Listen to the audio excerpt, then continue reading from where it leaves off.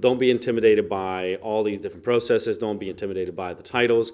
At the end of the day, you have a legitimate reason to get paid because you have a contract in place. Yeah. And lean on what you know and lean on what your rights are, Yeah. so that ultimately you do get paid.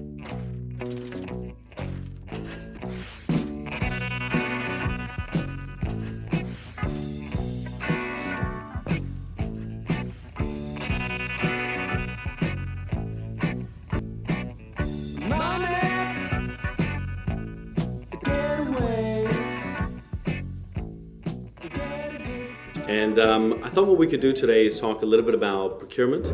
I know that we've talked a little bit about international trade, and hopefully we're giving a couple of interesting sound bites for people to learn a little bit about how to do finance. But one of the things that I really think would be useful for people to understand, or at least certainly at a basic level, would be, how do I get paid? Yeah. Right. So if I have a small business, or if I have a medium-sized business, if I'm just getting started, or I've been doing this for a couple of months or even a few years, how can I optimize the process of getting my invoices recognized, processed, and then paid? Sure. So I guess the first question is, if you don't mind, let's walk maybe through the process, right? So obviously there's a few different stages. You've got the contract stage, you've got the actual invoicing stage, and then potentially you've got the purchase order stage, or the procurement or onboarding, or so on. Yeah. So perhaps let's start from the fundamental. What are some of the things that you think people should really focus on at the contract level in order to find a smooth running thereafter as far as their invoice is concerned? I think the really key thing about the contract stage is when you do that contract, because you have your business model and you have your sales process to be able to arrive at the stage where you actually feel like you've done a deal, and you're now ready to kind of make good on that deal, do the deal, and get paid. But you've met a Fortune 500 company, they're interested in what you have to sell, and it's been, and some sort of commercial terms have been agreed. I'd say right at that exact point, that's your opportunity to actually try and get a deal signed. Because if you can get a deal signed on your terms at that point, then you can have certain things in your agreement in order to help you later on at a later stage, rather than not doing any deal with them, agreeing some commercial terms maybe by email or even in a call that's been written down. You're like really happy, I've agreed my deal, I'm going to get X amount, I'll be providing these services, really excited to work with this huge company, but you haven't signed anything. And I think that's where, that's the difference. Yeah, especially because you can get very excited if maybe you're just getting started and you might forget about the smaller details or the fine print, in this case, which really is very important. Because one thing to bear in mind is perhaps this might be your first rodeo as far as that company or that person is concerned, but it's definitely not likely to be the first rodeo for a company that you're dealing with who's actually giving you the contract. So they probably know a few things that you might not know. So with regards to that, I mean, obviously we're referring specifically to the payment terms, right? Yeah. So we're not just talking about the agreement itself, because of course there needs to be some sort of an agreement, some sort of a signed contract. What we're referring to is when it comes specifically to the terms that dictate the relation of how you should get paid, when you should get paid, or what is the process, that's what we're referring to, right? And we're basically saying all of those aspects, rather than leaving that void and just saying, okay, we're contracting with you for X amount of work for X amount of money, let's also have some T's and C's that very clearly outline how the whole invoicing is going to get processed and how it's going to get paid. That's basically what we're saying, right? That's what we're saying. I think we're also, though, talking about things like timelines. Okay. Because I guess we're going to talk about procurement today. So of course, when we get into that main sort of bulk of that discussion, we're going to actually find out that procurement is very much like based on time. And why does procurement exist? Like, why is it a thing? You know, is it really because big corporations want to make sure that you are who you say you are, and they need evidence and proof to back it up to avoid things like Freud. To avoid fraud, you know, or money laundering. Okay, is that it, or is it just a good way to like pay you 5 months late? You know, so I'd sort of wager I'd go with like that latter one personally. Based on personal experience, I think. Well, the funny thing is, a lot of people don't actually realize this, but I mean, the obvious saying is time is money. Right? And this couldn't be any more true when you're thinking about a large corporate or when you're thinking about large businesses. There are a number of different factors over and above what you might need to take into consideration as a small business. their sphere of things to consider is much more complex. Yeah. Whether it's share price, whether it's cash flow, whether it's acquisitions. So there are a number of factors for which they want to keep their cash flow probably quite high, Yeah. or they have to minimize their cash flow coming up to particular deadlines. I think it can be that. I think it can also be just from a purely statistical point of view. Yeah. You know, we are X amount company comprised of 20,000 people. Mm-hmm. Okay, we have X resources, we have X cash flow available. So why wouldn't we have like a massive procurement department? Because that's our size, that's our scale. And when you come up against that scale as a small business, that's when it's going to be, they're going to win, Oh, yeah. So that's I think their whole raison d'etre is we're huge. Yeah. We have these resources, you don't, That's which is a great point, and which leads me to the other thing, which is, okay, so now we have a solid contract in place. That's ideally the first stage. Yeah. So we've taken the time to understand what's the timeline. What are some of the details specific to how this invoice should be processed, for example? Yep. You might want to have a contact person who is responsible for this. Some of the other things from my personal experience in terms of things that you definitely need on the invoice might be you need to obviously have the right company name. And this might sound like a silly point, but Yeah. what I'm saying is you need to have the full recognized company name. Yeah. Right? So because they might have a trading name, which is not the actual official name of the company. Or, for example, you might have the wrong address on there. So it's very important to pay attention to the detail, because these are all things which would essentially mean that then your invoice gets rejected.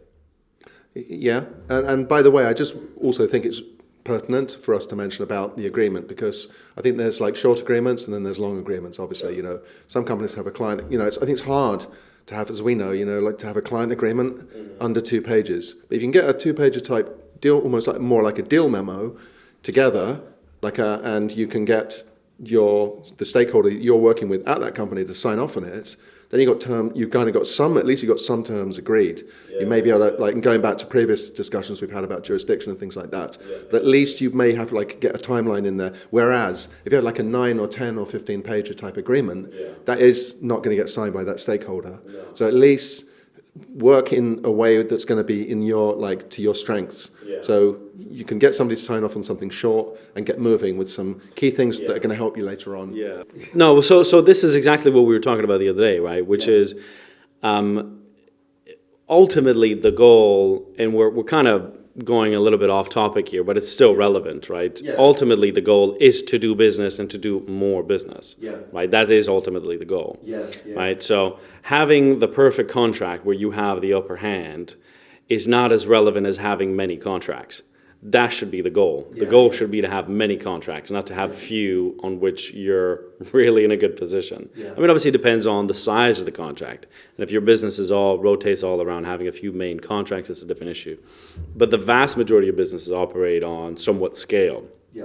All right, so it could be anywhere between 50 to a couple of hundred to a couple of thousand invoices or pieces of business that you have to do on a regular basis, right? So Yeah. in that case, what you don't want to do is you definitely don't want to have a contract which is limiting your ability to do many of them because it's too onerous up at the front, Yeah. right? And it's essentially either slowing the process of how you can get them signed, or is putting your counterparty off because they're thinking, oh, there's too many of these that we can't agree to, and then you're caught in this back and forth with the legal team, and it just complicates the whole process. So I think what we're both saying is streamline the contract, but make sure that when you do streamline it, you have some points that clearly reference the invoice side of it in terms of the timeline, potentially some penalties, which is another thing that we talked about. Yeah. And then make sure that all the details within the invoice are actually correct so that, ultimately this is all about giving yourself the best chance of not having any issues further down the line, right? So one of those is make sure the details are correct so it doesn't get rejected, Yeah. and to have some sort of leverage so that if the next stage, the finance team gets in touch, you don't necessarily have the problem where they go, well, we have it this way, and you don't have any leverage to say, well, yeah, but technically the contract says X, Y, Z, so you can't just change it all want to say. And maybe if we frame that in the context of how this is likely to go down in terms of you being a small business working with a huge corporation, the way it can work with procurement and the way they really come into their own is when you've sent your invoice, you haven't spoken to the guy that you were dealing with in that business who you did the original deal with for some time. You don't want to look too eager, but you're hoping the deal's going to go through. A month and a half or so has gone by, and then just when you're really like trying to find out when you're going to get paid, lo and behold, procurement show up. Hey, we're procurement. Welcome to procurement. Sometimes it's even when past that point, which is actually kind of when we were talking about what to talk about, as I was explaining to some of the guys here, which is sometimes you'll send out an invoice and you kind of hope for the best. And then it's past the due date of the payment, nothing happens, and you start knocking on doors and no one even has acknowledged your invoice. No one's even received it or it's being processed. And that's really just a lack of experience or the lack of knowing how to navigate, especially larger corporate structures. So we've got the first part, which is the agreement, right? So now maybe we can talk a little bit about how to navigate kind of some of the larger corporate. And it doesn't always have to be, big conglomerates. It can just be even a company with more than a couple of hundred employees.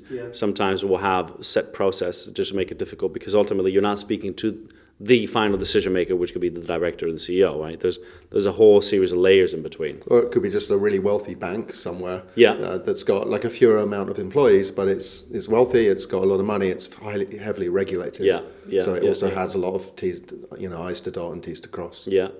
So what are some of the key things that in your experience people can do or have in mind when they start engaging with organizations to get paid? What are some of the key things that they should be doing? So I think I was actually thinking about this before, and I came up with two things that I think are quite important. And I'd say you need to make sure that in your organization you need to have at least one person who's familiar with all of the documentation that you will need to get together. For example, just if it's to get the copy of the CEO's passport notarized or documents apostilled, for example. So, and we have some experience in. We have a little bit of experience of that. So have that person at the ready or who's easily able to provide all the relevant tax forms for things like vendor registration and so you're not like sort of scrambling around to look for this stuff at any given point. So be ready for that. And I'd say like the other person, that would be the first person, and then the other person would be someone who's connected and in touch with, if it's the UK, Companies House, can easily log on to Companies House, extract information, if it's the certificate of incorporation or the articles of memorandum or association, etc.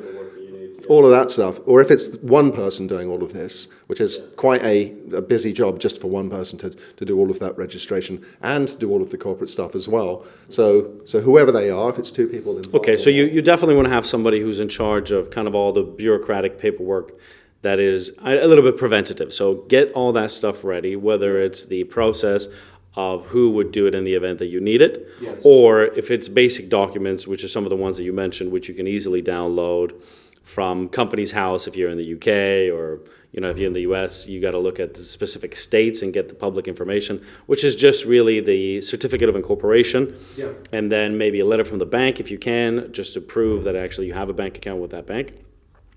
One of the things that perhaps we could talk a little bit about this, I found very useful is to also kind of put your hands up in a way when you're starting to engage with an organization and go, look, I realize every company is different. Can you help me understand how it works within your organization so that we can get this piece of contract essentially processed?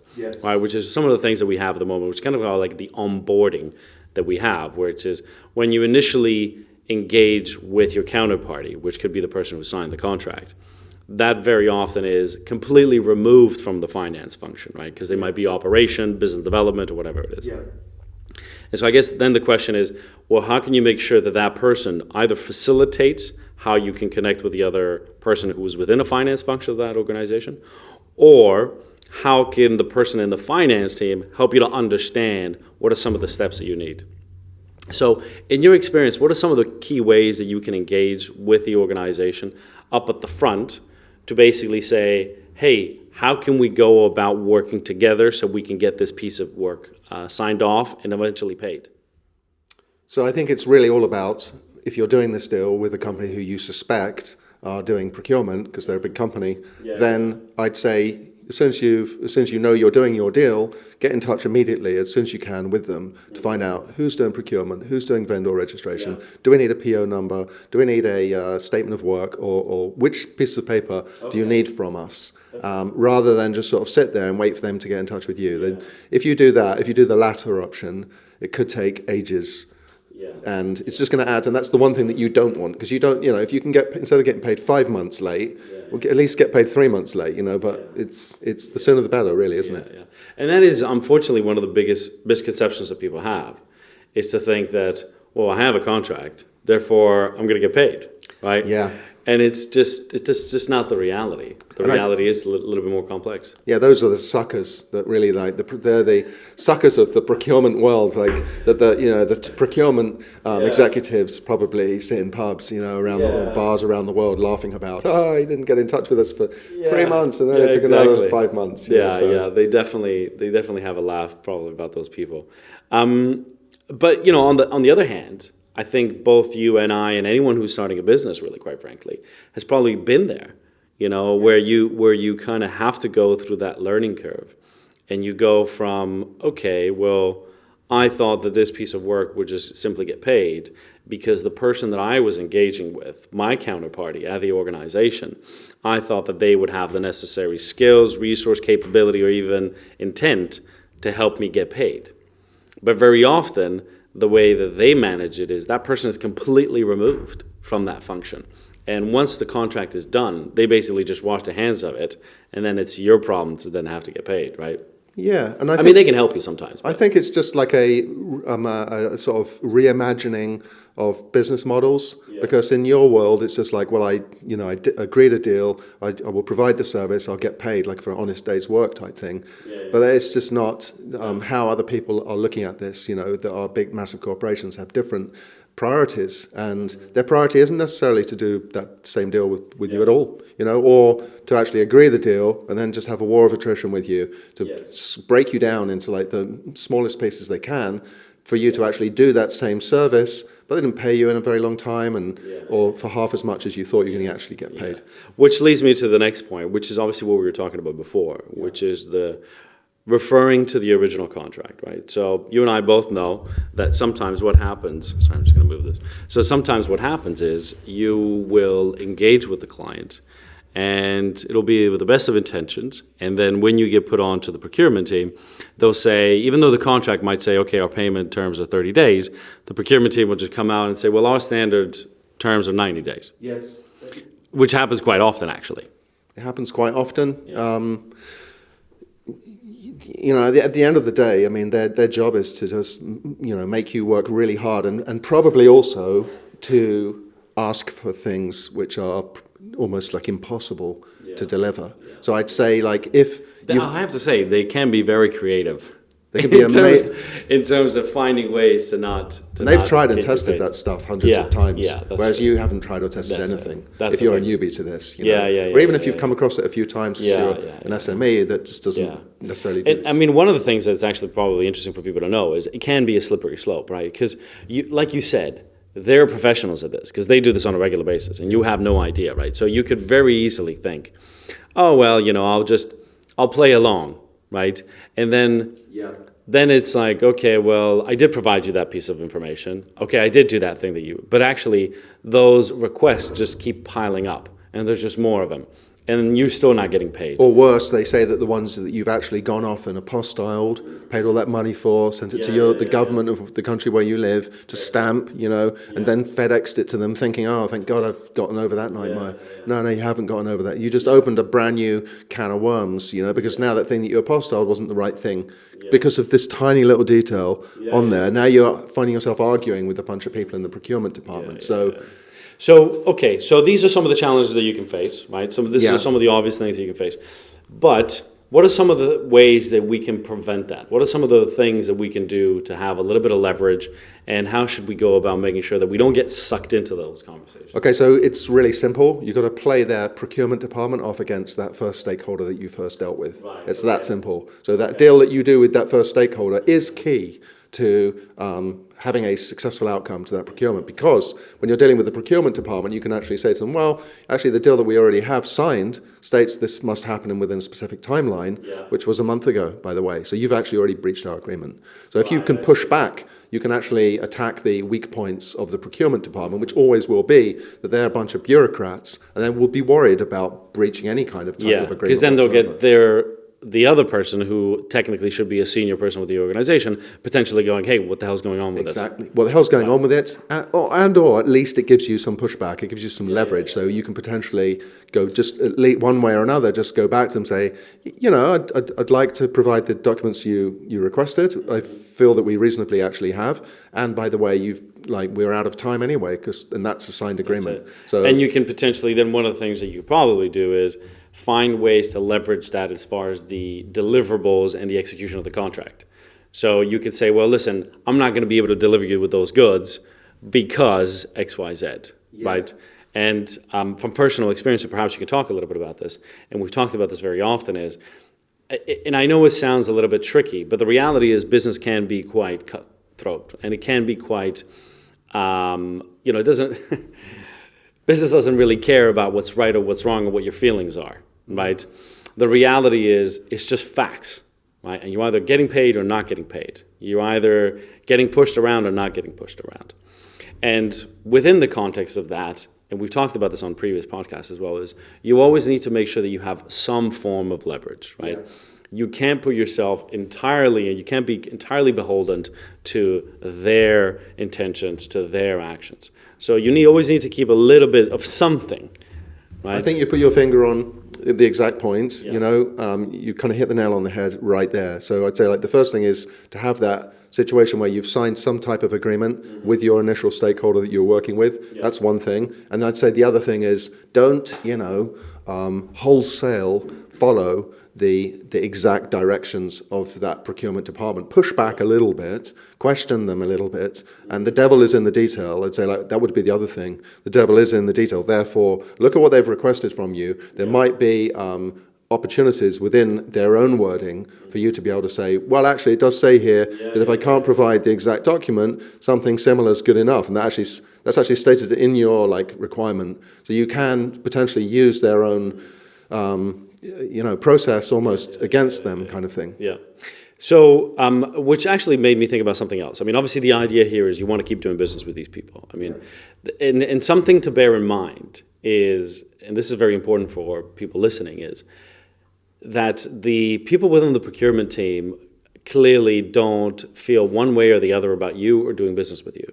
They're entirely removed from that. And so what you need to make sure that you understand is, whilst you might have a sense of frustration with the people in procurement, don't ever let that transpire necessarily in an aggressive or alienating way to your primary point of contact. Because if you lose having that person on your side, then you really only have one recourse, which is to be litigious. Yeah, and which is not a good recourse. It's their last resort. But I also think, by the way, there's maybe one other thing that I think I've forgotten to mention, and that is when procurement first get in touch with you and send you their list of requests, if there is a good time, if you see anything on that list that you just know you will never be able to deliver for whatever reason, tell them. At that specific point, you can go back to them and say, thank you for this list of, 500 things that you want from me, 250, it's an exaggeration, but you get the point. So push back at that point and just say, just so you know, these specific documents will be very difficult to provide to you. And I think that's really important. So at a later date, so start as you mean to go on from that point. Yeah, absolutely. No, good. Okay, so we've looked at the invoice. We're now looking at this. So you mentioned some terminology which is important, which I think people should also understand a little bit. So we talked about a purchase order. We talked about a vendor form. We talked a little bit about statement of work. What I think would be really interesting for people is to perhaps understand what these things are, what the implications of these things are, and how they work. So starting from a purchase order. So what is a purchase order? A purchase order really is a piece of paper that's going to align the company who's paying you's payment system with the invoice that you've sent to them, Okay. so that they know that it's a real invoice and that it needs to be paid and not just one that's turned up from anywhere. Yeah. So they need to align these documents together with the agreement that you've done with the specific initial stakeholder, your invoice that you've sent them, and the purchase order.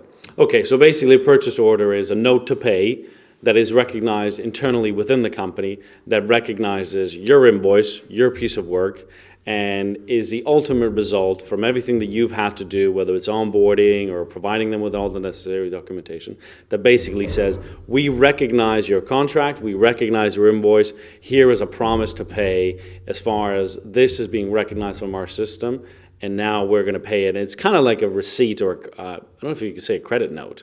Could you almost say like it's a credit note in a way? Because they're basically saying that they're going to pay you. Yeah, I think it is. It's almost like them saying, here's your ticket to be paid type exactly. of thing. Yeah. That said, I also think the sort of term has ended up getting a bit abused over the years, where it's also been sort of evolved into something where it's actually connected with their agreement that they want to impose on you. Yeah. Where they'll say, well, our purchase orders always have this whole other load of terms that need to be agreed to. And they'll, in many cases, they'll actually turn around and almost say, and all we need to do in terms of the purchase order is just have all of our other terms signed off with it. So the jurisdiction... Is sneaky, and they do it at the last minute. It's really sneaky. But, You know, lots of companies do that. I think it's a kind of arm twisting thing, like, Yeah. Here's your money. You want it? Yeah, and or just sort of literally knowing that you're super keen, you're a small company, you're super keen to get that piece of business in, of course. and they're not super keen, and this is their way of letting you know that.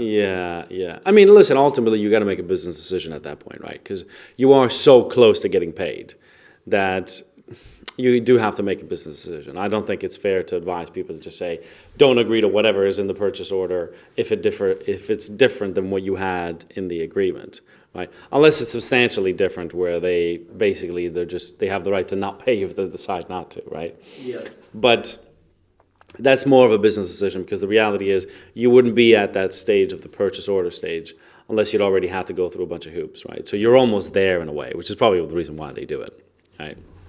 Okay, so the purchase order is that, and I think it's fair to say that once you have a purchase order, you can 99% of the time, you can almost count on that money coming in. Like in my personal experience, I've never seen a purchase order not actually be executed, because I think it's almost, unless there's a significant breach of the contract at that point, right? Then there aren't any reasons why, once you have a purchase order, because the one thing that's worth for people to know is the purchase order will also specify the payment date, right, most of the time.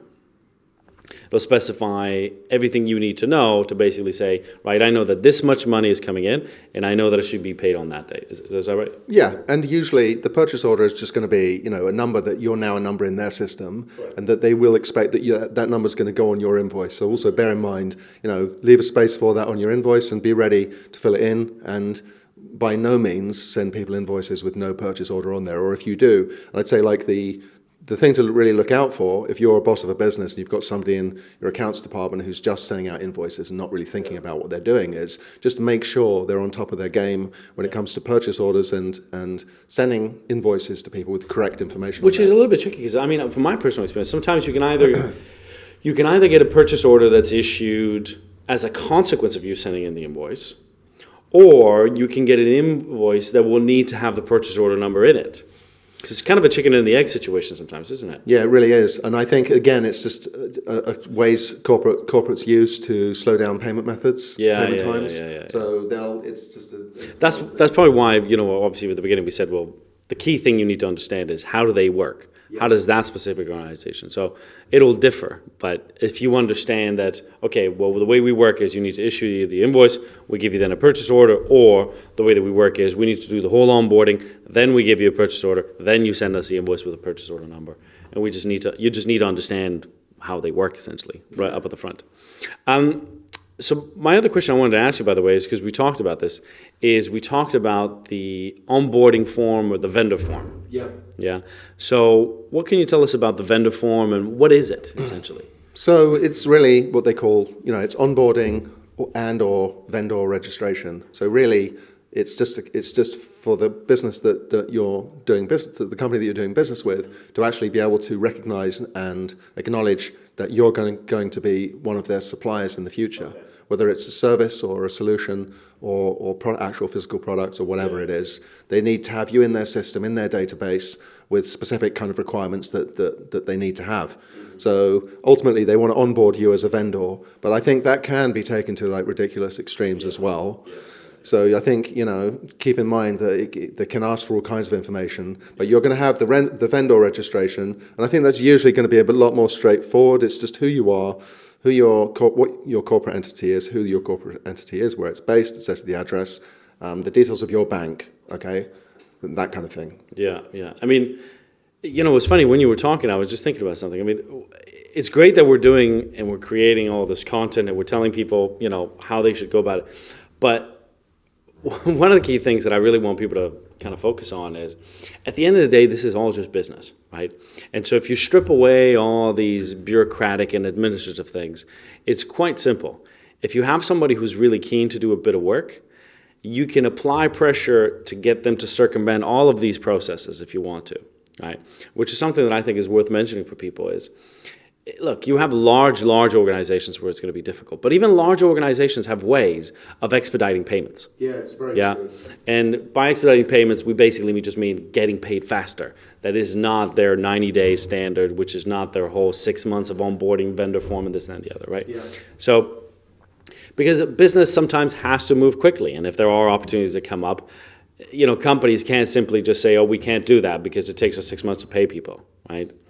And so there are always ways. So it's worth sometimes trying to perhaps be a little bit cheeky and seeing if you can actually apply a little bit of pressure, especially if you know that your counterparty is very keen to start doing that work.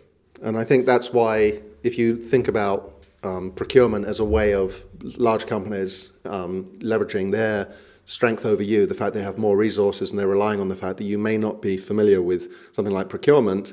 So if you can turn that around and actually be super ready for the procurement, deliver all of the paperwork that they need and kind of find out their weaknesses, if they do, mess up at any given stage, that really is when you want to jump in there and do exactly what you said and say, all right, well, I want this flagged up. I want this expedited as a priority.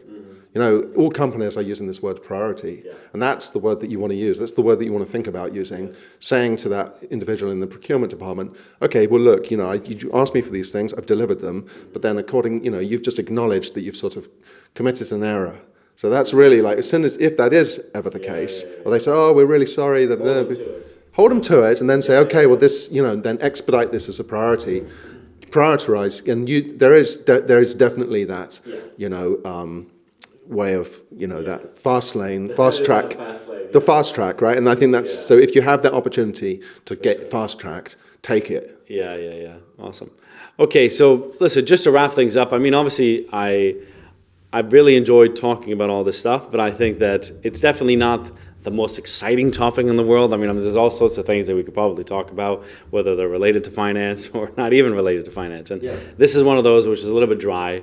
And we know that, but the reality is you have to deal with these things in order for you to get paid. And if you're not getting paid, well, the reality is you don't have a business, right? So you need to make sure that you find ways for capital to enter your company, right?